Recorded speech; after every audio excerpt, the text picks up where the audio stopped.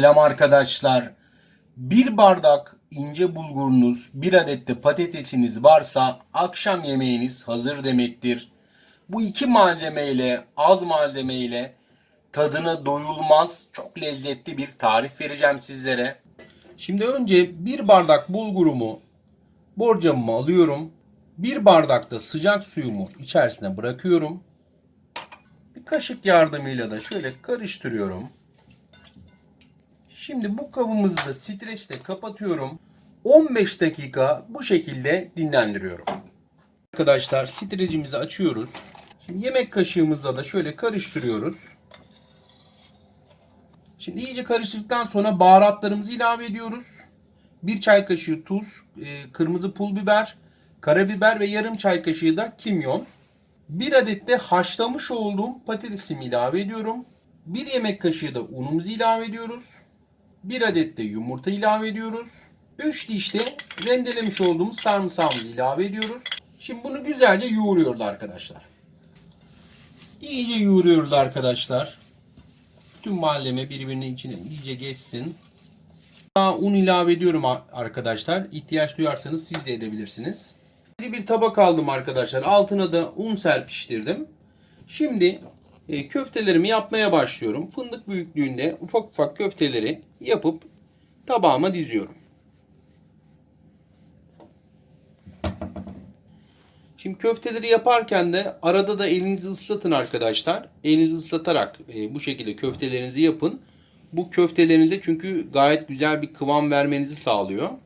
Evet, köftelerimizi haşlayacağız arkadaşlar. 1 çay kaşığı tuz ilave edeceğiz. Çok az da zeytinyağı.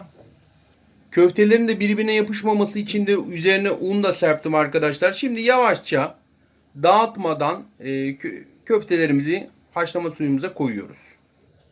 Şimdi hepsini içerisine koyduktan sonra 10 dakika haşlanmasını bekleyeceğiz. Pişti, şimdi süzüyorum. Şimdi sosu için sarımsaklı yoğurt yaptım. Bir de köfteleri süzmüş olduğum suyumu da biraz ayırdım. Sosunu da kullanıyorum. Güzel bir lezzet veriyor çünkü. Şimdi biraz da tereyağı eritiyorum arkadaşlar. Üzerine dökmek için. Tereyağım eridi. Evet, şimdi tereyağını üstüne döküyoruz arkadaşlar. Daha lezzetli olmasını istiyorsanız tereyağı bence kullanın ama tereyağı dökmek zorunda da değilsiniz. Hani bu sos tamamıyla sizin tercihiniz. Şimdi biraz zeytinyağı, biraz tereyağıyla, biraz da pul biberle pul biber sosu da yapıyorum üzeri için. Şimdi üzerine de hazırlamış olduğum sarımsaklı yoğurdu döküyorum arkadaşlar. Bu nefis enfes bir lezzet veriyor çünkü. Gerçekten yani 6 kişi bile yiyebileceğiniz bir akşam yemeği oldu. Şimdi pul biberli sosumu da üzerine döküyorum. Birçok kişi yapmış bu tarifi ama ben sosunu daha farklı yapmak istedim. Biraz mantı sosu gibi hazırladım. Üzerine hazırlamış olduğum sosumu. Biraz da kıymış olduğum maydanozdan ekliyorum. Ve nefis yemeğimiz hazır.